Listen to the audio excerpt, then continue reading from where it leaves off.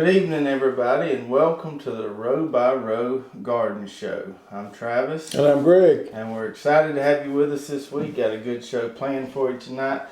Tonight we're going to talk about onions because it's getting ready, getting time to plant onions. I got onion fever. You got onion fever?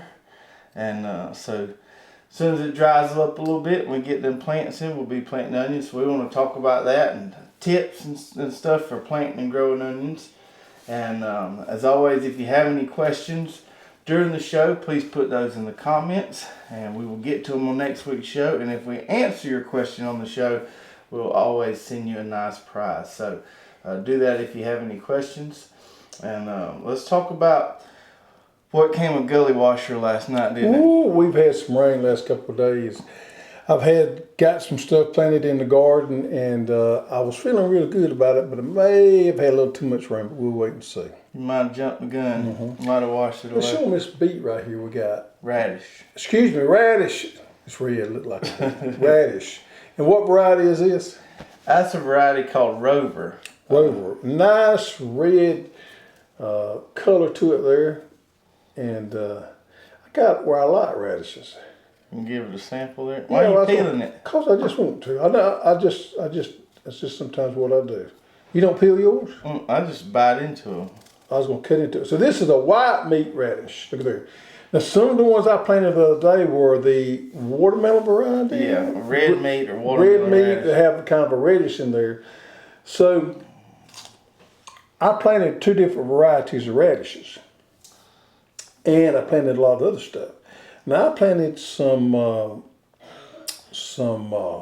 you put on your taco and everything. Cilantro. Cilantro. I planted some cilantro, which you know cilantro grows real easy in the garden. And I planted some cilantro in the garden in the fall of the year because it's actually a cool weather crop. That's right. It bolts real easy once it gets warm. Talking about these radishes for a minute. So I had actually harvested that entire, I had a double row, and I harvested them all Sunday, and we put them in our vegetable bags this week. And these two were kind of volunteers over to the side of the row, but it's a good indication. I wish they were all this size and that size uniform, but I'm bad about planting them too thick, and they don't always get the same size. So I think I need to dial back my seed plate. I'm gonna plant me another row here next week or two. Dial back my seed plate, try to get some more uniformity to them there. No, these are a little spicy. Got a little bite to them. What about the breakfast radishes that everybody loves to grow? The French breakfast radishes? Yeah, they kind of look like a small do they have different flavor to them? All radishes tend to have a little spice to them. I don't know if you can pickle them. I don't know we usually just cut them up and eat them in salads and stuff or eat them raw. Right. But they're good and they're really pretty. Yep. A lot of people were talking about eating the greens, basically just like a turnip green. You could eat the greens on them. So the things that I got going in my garden planted right now is, of course, I got all my cover crops except my clover. I'm running out of time. I didn't get my clover planted. I got carrots planted. Mm-hmm. I got English peas planted. Mm-hmm. I got beets planted. Mm-hmm. I got what else planted? We just see what it goes. Cilantro planted. Radishes. And radishes. 2 rows of radishes planted. And it's interesting to see if it'll all come up like it should. I think I did a good job on everything. So I went into your office the other day when I got ready to plant all this stuff, and I said, have we got any beet seed? Mm-hmm. Now, there ain't a lot you know that I don't know.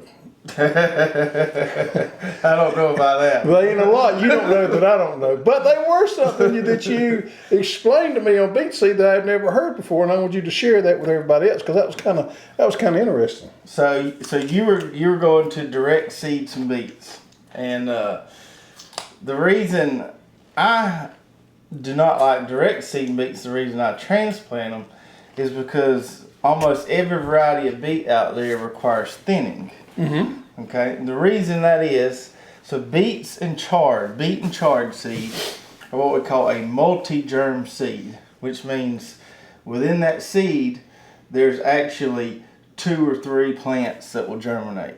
See, I didn't know that.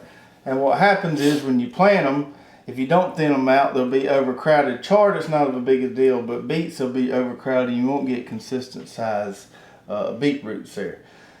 Now, there is one variety called Moneta that is what they call a monogerm beet seed.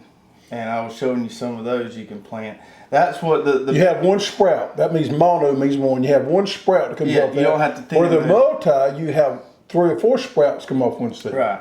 And I'd much rather thin them standing up in them trays than thin them in the ground. The big beet producers, I think, grow that Moneta variety. They use them vacuum seeders with a pelleted seed and all that. So, yeah, you can certainly direct seed the others. They'll need thinning in the ground. I like to do that ahead of time. But yeah, beets and chard, multi-germ. Monogerm. Multi-germ versus monogerm. Right. Yeah. I planted the monogerm. We also, man, we got collards. I've been eating collards. Collards Every good. Sunday I've been cooking me a big old pot of collards. They're good to me. Those tiger collards are something else. They are.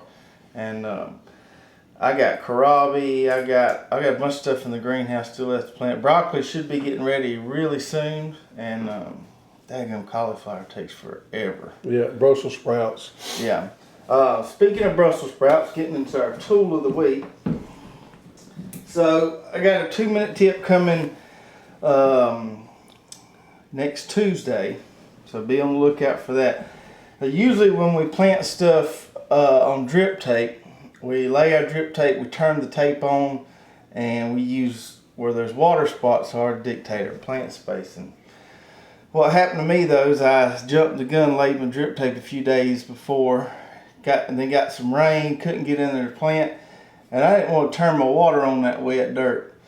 So I took my dibble wheel, my double dibble wheel, and you can put 2 of these side by side, and I used them for those planting the double row of Brussels sprouts, and it worked fabulously. You'll have to watch the video to Fabulously. see it. You'll have to watch the video to see it. But this dibble wheel right here is a handy little tool. And for those plugs that come out of our 162 trays, we designed this dibble for that plug, and it works really nice for So it. the bed I got laid off that I planted stuff in already that I'm waiting on my onion plants to come in. I'm not putting any drip irrigation down. So I'll use the dibble wheel to lay out for my onion sets. Because you don't put your onions on drip. Right.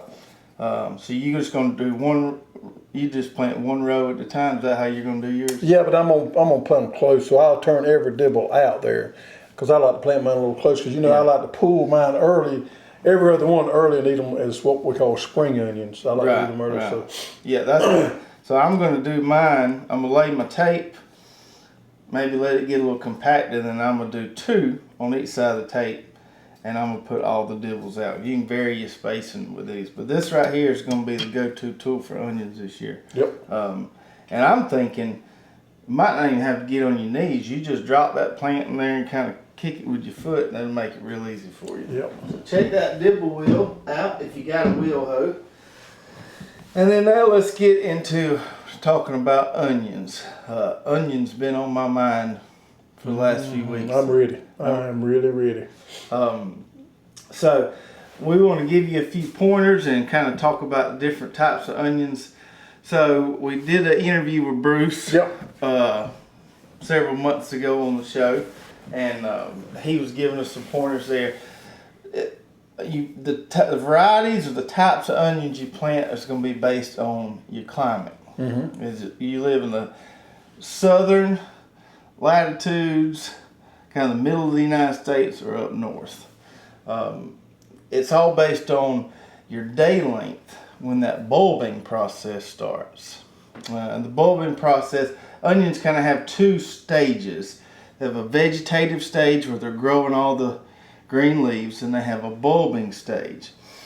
When that bulbing stage starts, whatever your average day length is going to dictate what type of onions you use. So on their website, Dixondale's website, they have a very good map showing what zone you're in and what region you're in and what type of onion you need to grow. Also, they got a pretty good video on there of him explaining that again. So make sure you order the right ones. Now, there was a roasting onion we talked about a year or 2 ago.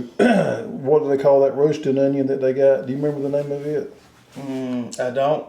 Anyhow, I was going to grow some of those. Oh, the cipollini? Cipollini, yeah. Cipollini. I was going to try to grow some, and I still might, but Mary told me, she's the head of their customer service, she said, Greg, these things might grow in your area, but it's more of an intermediate or a short day variety. But I may give those a try, just see how they work. It would be nice to have some. These things are really expensive if you can find them. And they're roasted onion, which I don't know that I ever had, but I'd like to try some of them. Yeah. So as far as the ones we plant are called short day onions, because our days are shorter when the bulbing process starts. And that means the day length is 10 to 12 hours. Right. Intermediate day, you're looking at 12 to 14. Long day up north, they have them long 14, 16 hours sunlight. Yep. As far as varieties go within the short day types, the tried and true one we've been going with for the last few years is the Texas Legend. Which is more of a big rounded onion. Yes, which I like better. We've done the yellow grannies. I know you like the flat onions. Well, the trend is moving more from that flat onion to the round onion. Even the guys up around Vidalia, the commercial growers, are moving more toward a round onion than a flat onion. So I'll probably go with the Texas Legends this year. They just easier to cut up than the and they store well. Yeah, we are going to grow a few reds. We've tried the Southern Belle Red and the Red Creole. I think Red Creole is what we got ordered this year. The red ones are quicker to bolt. Mm-hmm. They are. So they don't always store as well, but it's. And I don't like to eat those as spring onions with the green tops on them. I don't know why. I just don't care for that. I'd rather have my regular old yellow onion for that. I do like to grow the red ones, gives you some variety. They don't store as well, but I do like to grow some. I grow probably about a quarter of that variety versus my regular old standard Texas Legend. Right. All right, let's talk about some planting tips here, and you kind of alluded to a little bit this here. One of the mistakes I see that a lot of people make is they wait too late to plant the onions. Yep. You want to plant these onions. If we could have got plants, well, we might have already had them planted. Yeah, but November ideally is the ideal time. Is the great time for us to plant our onions. I mean, I've been doing it for years, and every time I've ever planted them in November, I had a really good crop. What happens is when you wait around to January and February and try to plant onions, that's when you run into some issues. Well, you don't get enough top, right? And then there ain't nothing to really make a good bulb. So plant them as early as you can. And onions can tolerate temperatures down to 20 degrees. If you get several days below 20, they're going to struggle. Yeah. You got to get them established before you have that cold weather come in there. That's the key. We had all that snow last year. Ours got burned a little bit, but they came back. Yeah. So you want to plant as early as you can because you want to get as much of that green growth you got that's going to turn around and make that big bulb. Right. And we like to plant ours on about 4-inch apart. Yeah, I plant mine pretty thick. If you was to look at it, you'd say, "Ooh, he's really messed up." But I do like to pull some of the spring onions when they start getting about as big as your thumb and the tops get nice and pretty. We start pulling them and eating them. If you don't care for those green onions and you just want to grow the big bubbling onions, probably about 6-inch spacing, 4 to 6-inch spacing is going to be ideal. Yeah, and you can. So what we'll do, like he was talking about, is right when that bulbing stage is starting, we'll go in there and basically pull every other onion and then take your knife and cut them tops off clean. And you got some nice, pretty green onions to eat. Those are really good. I plant mine on double rows. You plant yours on single rows. I like using the drip because you just can't give them enough water once they start bulbing and stuff like that. And I like to be able to inject the fertilizer to them. Yeah, well, I'll do things a little bit different than that, but I generally plant a whole bed of stuff that I don't use drip on, so if I have to water overhead, it's not that big of a deal for me. Gotcha. Well, let's talk about growing a little bit, what you want to do once you planted them. So like I mentioned before, there's 2 stages. There's the foliage stage and the bulbing stage. So think about it this way, the more leaves you can get on that onion, the bigger the bulb it's going to be able to produce. And that's why if you plant them late, you're not going to get as many leaves. You in turn not going to get as many bulbs. Well, if there was such thing as a perfect onion, how many leaves would it have? Bruce claims that the perfect onion has 13 leaves. So if you look at onion growing like this, there's what I would like to call the foliage stage. That would be what we call the investment stage. That's interesting. Okay, so you're not really seeing nothing happen as far as what you're wanting there. You're just investing in all this foliage. And then you got the payoff phase, which is the bulbing phase, which is you're going to reap your investments. Those leaves are going to turn around and make that nice onion. So correct me if I'm wrong here, but for every leaf that you got on onion, then you got a layer of onion on the Right, row. yeah. So the more leaves you got, the more layers you got on the onion. So that's interesting. If you ever slice one open and count those layers inside that onion, that's how many leaves you had on that onion plant. That's right. That's right. And you can't always count the leaves on the onion plants. Some of them die off over time. But that's how many rings you got on the onion. Yep. So we want to get them as much foliage as we can, which means plenty of water, plenty of fertilizer. Now let's talk fertilizer a little bit. So in that leaf stage, you really want to invest more in, as we're talking about investments and payoffs, you probably want to invest more in putting nitrogen on there in the leaf stage because you're encouraging that top growth. After you get that leaf stage growed off like you think it should look and you start bulbing, then you're probably more reliant on phosphorus and potassium. Yeah, and Bruce and them recommend when you first plant them, put them in the ground, give them a complete blend of fertilizer because the phosphorus and the potassium it's going to be there. Are gonna help root development, and then just pumping the nitrogen. Then I've heard of people adding sulfur. Yeah, sulfur. I've never added sulfur. No, but sulfur is one of the elements that onions like. So sulfur it could be important. You could if you didn't have a source, you could use a sulfur urea, some sulfur nitrogen, sulfur coated nitrogen, or they make just regular old sulfur you could put out there on. So it would be nice probably if you don't have a lot of sulfur in your soils, you might could amend a little bit in there. Yeah. So what I'll do is I'll give them that 20-20-20 to start, and then I'll lay off that, and a lot of times I'll just top dress with just sprinkle some Chilean nitrate in there on that double row just to get them tops nice and tall. They claim you want to stop fertilizing when they start bulbing. And the reason being is because you want to slow down that growth at the top and let it focus more energy on the bottom. So you want to take your nitrogen away. You've already got your potassium and your phosphorus there because it's not going to go anywhere till that plant needs it. But that nitrogen is mobile, it moves a lot quicker. So cut that nitrogen off when you start the bulbing process there, and it starts using that phosphorus and potassium to build up that bulb.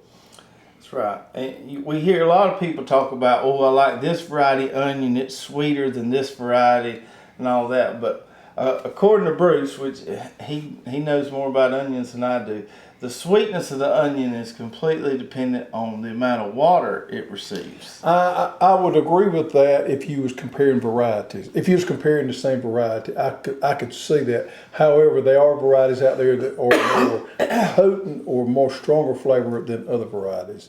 But I think when you start talking about the same variety and you start comparing the same variety, I think that's what makes the difference in the sweetness of that is the water and the bulb.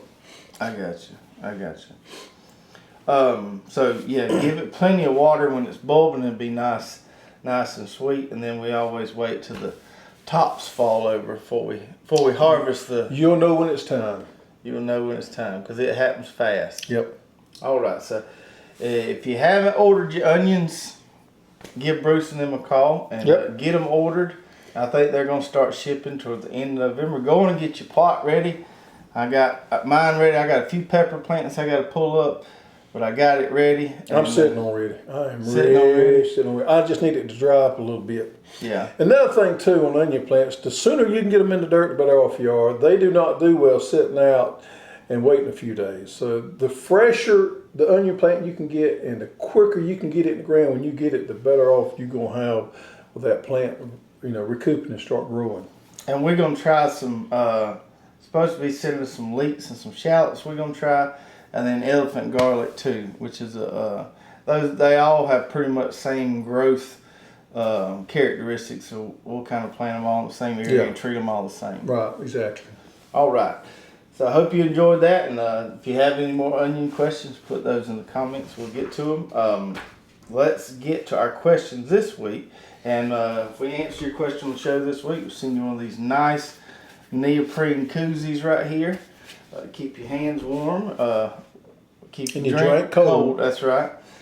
The first question we've got is from Daniel Crow. And he says he's having trouble getting phosphorus in his soil. Wanting to know some organic ways to boost it so he can, since roots depend on it, he wants to get his phosphorus up. Yeah, this is a carry on from the message we had last week.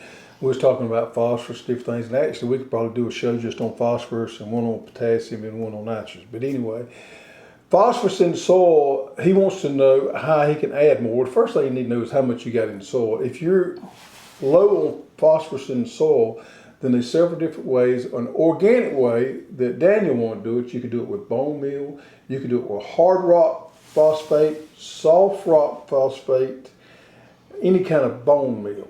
Now the problem with these organic sources is they're going to take a good bit of time for that phosphorus to come available to that plant. Hard rock phosphate, which is actually a mineral that they mine out of the soil, can take 3 to 5 years. Soft rock phosphate is a lot quicker, but still it's not immediate. And then you got your bone meals that break down quicker than that. So there's your options there if you want to go that route. Personally, myself, I don't have a problem using what they call a triple superphosphate, and that's a 0.46-0, and that's what they use in commercial fertilizers. Now the way they get triple superphosphate is they take hard rock phosphate and they etch it with an acid, or they take an acid and put in it and it pulls that phosphorus out in a slurry and it becomes immediately available. So if you're not really hung up on going organic, that's triple phosphate is not a bad way to go. It's 46% and it's pretty quick. It's going to tie up in your soil and it's not going to leave out until you use it. Now if you do have an overload, you have too much phosphorus in your soil, the best thing to do is to use a crop like corn, because corn takes a lot of phosphorus to pull it off. On the other side, the flip side of that, if you're growing a crop like corn, you want to make sure you got plenty of phosphorus for that phosphorus-loving crop. And we're going to throw up a picture here of what corn looks like when it's got a phosphorus deficiency. It's got a purple leaf on it. It's got a purple tint to it. So when those phosphorus-loving plants, you got to make sure you got plenty available there for it. If you use those organic types like the hard rock and the soft rock and all that, make sure you understand it's going to take a while. You need to anticipate that and put it out way ahead of time. If not, go with the triple superphosphate. All right. And then our second question is from old Grumpy Neanderthal. You recognize his real name? It could be. Grumpy Neanderthal. He says, if you kill weeds with glyphosate, which is Roundup, will it also kill the seeds on that weed? So this is a little bit of a trick question. So talking about glyphosate or commonly known as Roundup, it is not intended to kill weed seeds that are mature. Correct. So if you say you're spraying it on an area and you have weed seeds that have already fallen off that plant on the ground, or that's mature still on that plant, or that's mature on the plant, it's not going to kill those. It will kill the plant, but those seeds are still viable. Now, if you had seeds on that plant that were still attached and not matured left, then by killing that plant, it's going to stop that seed maturity there. So no, it's not. And virtually it would kill the weed seed, because I mean, if the weed seed's not mature, then it would theoretically kill that seed because it wouldn't let it mature out. Right, but some seeds are not dispersed until the wind blows them off, so they could be mature and still in the plant. So yeah, it's not going to kill the weed seeds. No. The best thing to do as far as weed seeds on your dirt is not to incorporate them in and to keep them on the top, let them germinate, and then eliminate them. Because you could always use Roundup or something like that if you choose to kill the plants. You can't kill the seeds until you let them germinate. Or kill the plant before it seeds. Or kill the plant before it seeds. That's probably the better way to go about it. All right, so if we answered your question, send us an email to custserve@hosstools.com. We'll get your prize out to you. And we hope you enjoyed this week's show, and we will see you guys next week. Take care.